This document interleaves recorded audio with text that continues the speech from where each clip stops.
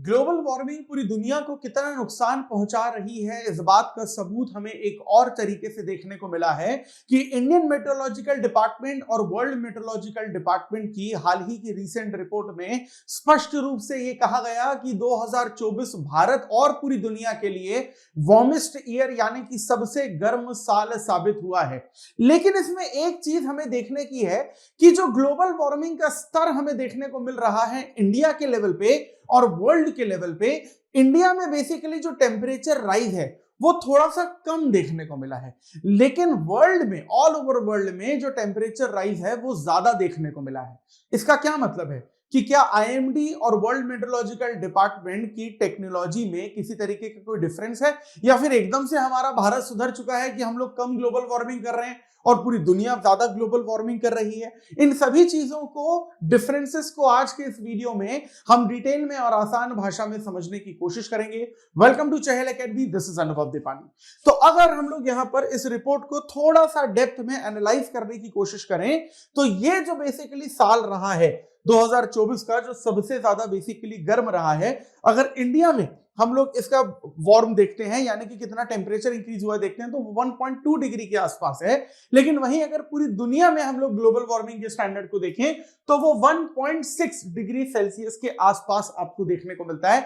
यानी कि world level पे जो टेम्परेचर इंक्रीज हुआ है वो करीबन 0.6 डिग्री ज्यादा देखने को मिलता है, या फिर इंडिया में 0.6 डिग्री हमें कम देखने को मिलता है। तो अब इस चीज को थोड़ा सा आसान भाषा में समझने की कोशिश करते हैं। देखिए, वर्ल्ड मेट्रोलॉजिकल ऑर्गेनाइजेशन ने 2024 को दुनिया का सबसे गर्म साल यानी कि warmest year of the all the time कहा है। लेकिन अगर हम लोग इंडिया के सिनेरियो में इस चीज को हम लोग देखें तो डायरेक्ट हम लोग कंपेयर नहीं कर सकते हैं वर्ल्ड के टेम्परेचर राइज को और इंडिया के टेम्परेचर राइज को। इसका सबसे बड़ा बेसिकली रीजन हमें यह देखने को मिलता है कि जब हम लोग वर्ल्ड लेवल पे जाते हैं, यानी कि हम लोग वर्ल्ड लेवल पे हम लोग बात करते हैं कि वर्ल्ड मेट्रोलॉजिकल डिपार्टमेंट किस बेसलाइन को लेकर चल रहा है, एवरेज बेसलाइन क्या है, तो वर्ल्ड मेट्रोलॉजिकल डिपार्टमेंट के लिए जो एवरेज बेसलाइन है वो प्री इंडस्ट्रियल ईरा का 1850 से लेकर 1900 तक का ईरा जाता है। लेकिन वहीं अगर हम लोग इंडिया के बेसलाइन की बात करते हैं तो इंडिया की जो बेसलाइन का पूरा रीजन जाता है या ईरा जाता है वो 1901 का जाता है। यानी कि वर्ल्ड मेट्रोलॉजिकल डिपार्टमेंट का जो एवरेज बेसलाइन है ग्लोबल वार्मिंग को कैलकुलेट करने का, वो इंडिया से करीबन 50 साल पहले का है, प्री इंडस्ट्रियल रीजन का है। इसीलिए यहां पर यह कहा गया है वर्ल्ड मेट्रोलॉजिकल डिपार्टमेंट के द्वारा कि जो प्री इंडस्ट्रियल लेवल थे 1850 से लेकर 1900 तक, उसके हिसाब से अगर आप 2024 का टेम्परेचर देखने की कोशिश करें तो वो 1.5 डिग्री सेल्सियस आपको ज्यादा देखने को मिलेगा। लेकिन वहीं अगर इंडिया के हिसाब से आप देखें और उसमें 1991 से लेकर 2020 वाला अगर हम लोग पीरियड देखते हैं तो 2024 है वो सिर्फ 0.65 डिग्री सेल्सियस हमें ज्यादा देखने को मिलता है। यानी कि जो दोनों डिपार्टमेंट्स हैं, आईएमडी एंड डब्ल्यूएमडी, इन दोनों के बेसलाइन में आपको काफी फर्क देखने को मिलता है। एक बेसलाइन आपको वर्ल्ड लेवल पे 1850 से लेकर 1900 तक, और भारत की जो बेसलाइन है वो आपको 1901 की यहां पर देखने को मिलती है। लेकिन इसका मतलब ये नहीं है कि भारत पर क्लाइमेट चेंज का अभी किसी तरीके का कोई खतरा नहीं मंडरा रहा है। वर्ल्ड लेवल पर थोड़ा सा कम है, लेकिन फिर भी क्लाइमेट चेंज का खतरा तो ऑब्वियसली है ही है। यानी कि यहां पर जो इंडिया के एवरेज बेसलाइन है, आप याद रखेंगे इस वीडियो में कि 1901 से लेकर 1910 है, और इस बेसलाइन के हिसाब से अगर कैलकुलेट करें तो जो 2024 का जो एवरेज टेम्परेचर इंडिया का राइज बताया जा रहा है वो करीबन आपका 1.2 डिग्री सेल्सियस के आसपास आपको देखने को मिलता है। अब एक और चीज आपको यहां पर डिफरेंस देखने को मिलती है, जब हम लोग इंडिया के टेम्परेचर को कैलकुलेट करते हैं तो उसमें जो लैंड सरफेस डेटा है हम लोग उसे देखते हैं। लेकिन जब हम लोग ग्लोबल लेवल पे टेम्परेचर की बात करते हैं तो लैंड और ओशन वार्मिंग यानी कि लैंड और सरफेस दोनों के बेस को हम लोग देखते हैं। इसी वजह से दोनों का जो एवरेज टेम्परेचर है उसमें भी डिफरेंस आता है, और इस वजह से भी हमें जो वर्ल्ड लेवल का जो टेम्परेचर राइज है वो थोड़ा सा यहां पर ज्यादा देखने को मिलता है। अब एक और चीज इसमें समझने की कोशिश करिए, जब इंडिया यहां पर बेसिकली जो लैंड सरफेस है इंडिया का और ग्लोबल का, दोनों का भी अगर हम लोग देखते हैं तो वर्ल्ड का 1.6 डिग्री सेल्सियस है और यहां पर 1.6 डिग्री सेल्सियस से कहीं ना कहीं आपको अलग आ रहा है। यानी कि इंडियन मेट्रोलॉजिकल डिपार्टमेंट और वर्ल्ड मेट्रोलॉजिकल डिपार्टमेंट में अब तक दो डिफरेंस आ चुके हैं। पहला, जो एवरेज बेस ईयर है वही अलग अलग है। वर्ल्ड मेट्रोलॉजिकल डिपार्टमेंट का 1850 से 1900 है और इंडिया का 1901 से लेकर 1910 है। दूसरा डिफरेंस हमें ये देखने को मिलता है कि जो इंडिया का बेसिकली टेम्परेचर राइज हम लोग देख रहे हैं वो सिर्फ लैंड सरफेस के हिसाब से हम कैलकुलेट कर रहे हैं, और जो वर्ल्ड मेट्रोलॉजिकल डिपार्टमेंट है वो लैंड सरफेस और ओशन सरफेस दोनों के हिसाब से यहां पर कैलकुलेट करने की कोशिश कर रहा है। इसी वजह से हम लोग अगर ये कहें कि इन दोनों के बीच में जो डायरेक्ट डिफरेंस है वो कैलकुलेट नहीं किया जा सकता, तो वो बिल्कुल सही बात है, क्योंकि डायरेक्ट इसको कैलकुलेट करना नहीं चाहिए, नहीं तो यहां पर दिक्कतें आ जाएगी। चलिए अब अगर हम लोग दोनों को किसी भी हद तक कंपेयर करने की भी कोशिश करते हैं तो कंक्लूजन हमें ये एक और निकल कर आता है कि जो इंडिया में टेम्परेचर राइज देखने को मिल रहा है वो थोड़ा सा कम है इन कंपैरिजन ऑफ वर्ल्ड के। तो देखो सबसे पहली बात यहां पर ये है कि वैसे तो हमें ये समझ में आता है कि भाई जो ज्योग्राफिकल लोकेशन अगर देखें इंडिया की तो वो ट्रॉपिकल सब ट्रॉपिकल रीजन में आता है, तो वहां पर बेसिकली क्या है कि ज्यादा टेम्परेचर आना चाहिए था। लेकिन इवन हम लोग यहां पर ये देख रहे हैं कि जो लोअर टेम्परेचर है वो यहां पर देखा गया है हायर लैटिट्यूड की कंपैरिजन में, जो एक्चुअली में बेसिक ज्योग्राफी के कंसेप्ट के काफी ज्यादा उलट है, काफी ज्यादा ऑपोजिट है।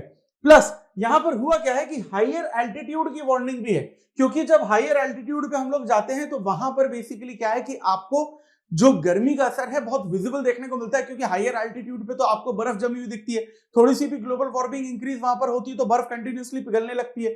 और इंडिया जो है वो सनरेज में हमेशा कहीं ना कहीं इफेक्टेड होता है। ITCZ तो इंडिया के पास लोकेटेड होता ही है, सन की मूवमेंट के हिसाब से आप कितना भी कर ले तो मैक्सिमम वो 0 to 30 degree northern and southern hemisphere तक ही ट्रैवल करता है।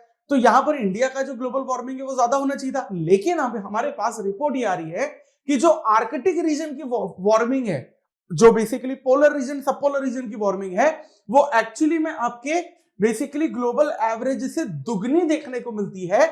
और जहां पर पूरी दुनिया में आज की तारीख में 2024 में प्री इंडस्ट्रियल ईरा के हिसाब से 1.6 डिग्री सेल्सियस का इंक्रीज देखने को मिला, लेकिन पूरी दुनिया को अगर अलग करें और आर्कटिक रीजन पर फोकस करें तो आर्कटिक रीजन में प्री इंडस्ट्रियल रीजन के कंपैरिजन में आपको 1.6 डिग्री सेल्सियस नहीं लेकिन उससे ज्यादा 2 डिग्री सेल्सियस का टेम्परेचर राइज देखने को मिलता है।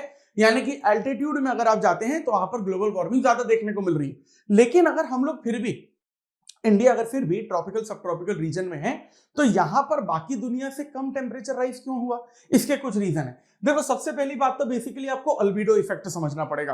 अल्बिडो इफेक्ट क्या होता है? मान लीजिए कि बेसिकली हम धूप में खड़े हैं और हमारी बॉडी जितना जो सनरेज है वो ऑब्जॉर्ब कर रही है, उसको हम लोग सोलर रेडिएशन या सोलर इंसुलेशन कहते हैं, और जितना सनरेज हमने रिफ्लेक्ट कर दिया वो अल्बिडो वैल्यू कहलाता है। अब जिस भी चीज का कलर जितना ज्यादा डार्क होगा, जैसे अपने ब्लैक शर्ट पहनी है तो अल्बिडो वैल्यू कम होगी, क्योंकि ब्लैक जो है वो ज्यादा हीट ऑब्जॉर्ब करता है तो रिफ्लेक्शन कम होगा। लेकिन वहीं जैसे अगर हम लोग बर्फ देख लें, ठीक है, कश्मीर चले जाएं और बर्फ देखें तो वहां अल्बिडो वैल्यू ज्यादा होती है, क्योंकि बर्फ जो है वो सफेद रंग की है, तो जो लाइट का रिफ्लेक्शन है, सनलाइट का रिफ्लेक्शन है, वो आपको बहुत ज्यादा देखने को मिलता है। तो पहली बात तो ये है कि बेसिकली क्या है कि आर्कटिक में जो बर्फ है अब वो कंटिन्यूअसली पिघल रही है, तो अल्बिडो वैल्यू बेसिकली वहां पर क्या हो गई? बढ़ गई। I am so sorry, albedo value जो है वहां पर कम हो गई और सोलर रेडिएशन जो है वो बढ़ गया। इस वजह से वहां पर ग्लोबल वार्मिंग ज्यादा हुई, क्योंकि अगर बर्फ जमी रहती तो सफेद बर्फ की चादर हर जगह ढकी रहती तो सनरेज आती लेकिन रिफ्लेक्ट हो जाती। लेकिन बर्फ तो पिघल रही है, क्योंकि 2 डिग्री सेल्सियस यहां पर टेम्परेचर राइज हो चुका है, तो बर्फ पिघल गई है, तो जो माउंटेन्स हैं वो खुले में आ गए हैं और सोलर इंसुलेशन बढ़ चुका है, इसलिए ग्लोबल वार्मिंग आपको ज्यादा देखने को मिल रही है। दूसरी बात यह है कि इंडिया में आपको बेसिकली एरोसोल्स का जो इंपैक्ट है वो ज्यादा देखने को मिलेगा। एरोसोल्स का मतलब आपके सॉल्ट पार्टिकल हो गए, डस्ट पार्टिकल हो गए, वगैरह वगैरह। अब इंडिया में बेसिकली तीनों तरफ से पानी है, पेनिनसुलर रीजन है, अरेबियन सी है, बे ऑफ बंगाल है, इंडियन ओशन है, तो यहां पे जब इवेपोरेशन होता है और वाटर वेपर ऊपर की तरफ उठती है तो ये तो इवेपोरेशन हुआ।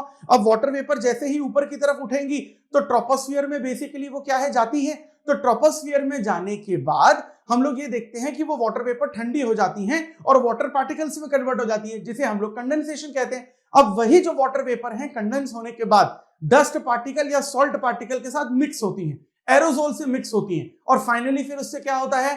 क्लाउड फॉर्मेशन होता है, जिसकी वजह से क्लाउड फॉर्मेशन इंडिया में ज्यादा देखने को मिलता है, जिसकी वजह से जो सोलर इंसुलेशन है वो बेसिकली हमें क्या होता है कि कम देखने को मिलती है, यानी कि रिफ्लेक्शन ज्यादा हो जाता है क्लाउड फॉर्मेशन की वजह से। अब आप एक और चीज ये समझने की कोशिश करिए, अगर इंडियन मेट्रोलॉजिकल डिपार्टमेंट इतनी मेच्योरिटी और समझदारी दिखा रहा है कि यहां पर हम लोग ये देखते हैं कि भाई इंडिया का टेम्परेचर राइज वो लोग फिर भी अलग तरीके से देख रहे हैं, तो उसको वर्ल्ड मेट्रोलॉजिकल डिपार्टमेंट के सामने भी रख रहे हैं कि भाई आपकी बेसलाइन अलग है, हमारी बेसलाइन अलग है, आप लैंड ओशन सरफेस देख रहे हो, हम सिर्फ लैंड सरफेस देख रहे हैं। यानी कि बेसिकली इंडियन मेट्रोलॉजिकल डिपार्टमेंट अपना दिमाग यहां पर लगा रहा है और वो ये समझता है कि इंडिया का जो क्लाइमेट है, लोकेशन है, ज्योग्राफी है, टोपोग्राफी है, वो अलग है, तो उसकी रिपोर्ट अलग तरीके से आनी चाहिए। अब आप इसमें एक और चीज ये समझिए कि इंडिया जो है उसकी पॉपुलेशन बहुत ज्यादा है, तो काफी ज्यादा वल्नरेबल हो जाते हैं हम लोग क्लाइमेट चेंज में। और ग्लोबल क्लाइमेट मॉडल में हमको बेसिकली क्या है कि इंडिया का एक एग्जैक्टली स्पेसिफिक जो बेसिकली रिपोर्ट है वो बनानी बहुत ज्यादा जरूरी है। इसके लिए हम जरूरी है कि इंडियन मेट्रोलॉजिकल डिपार्टमेंट को हम लोग ज्यादा इंपावर करें, उनको ज्यादा पावर दें, उनको ज्यादा बेसिकली काम करने दें। उदाहरण के तौर पर कि भाई अभी इंडियन मेट्रोलॉजिकल डिपार्टमेंट सिर्फ वेदर ऑब्जर्वेशन देख रही है, लेकिन अभी 2047 तक ऐसा होना चाहिए कि इंडिया के हर डिस्ट्रिक्ट में, हर विलेज में उसका एक पावर स्टेशन होना चाहिए। और सिर्फ वेदर या क्लाइमेट से रिलेटेड हमें इंडियन मेट्रोलॉजिकल डिपार्टमेंट को नहीं रखना चाहिए, उसका जो रोल है वो एक्सपैंड करना चाहिए। यानी कि डिजास्टर मैनेजमेंट हो गया, इलेक्ट्रिसिटी जनरेशन हो गया, ट्रांसपोर्टेशन, टूरिज्म, इवेंट मैनेजमेंट, इन सारी चीजों में हमें इंडियन मेट्रोलॉजिकल डिपार्टमेंट को आगे बढ़ाना पड़ेगा।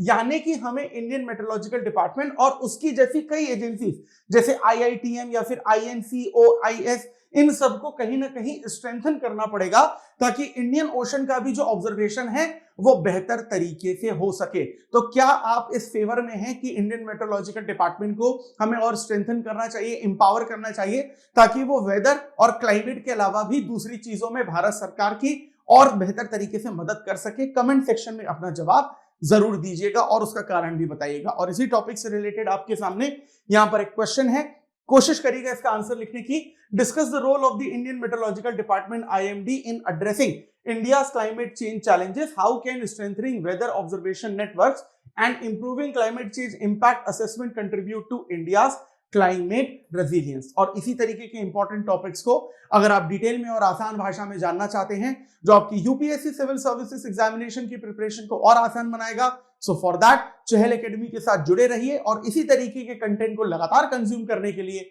Do subscribe to Chahal academy YouTube channel. This is Anubhav Dipani signing off. I will see you in the next video. Thank you very much.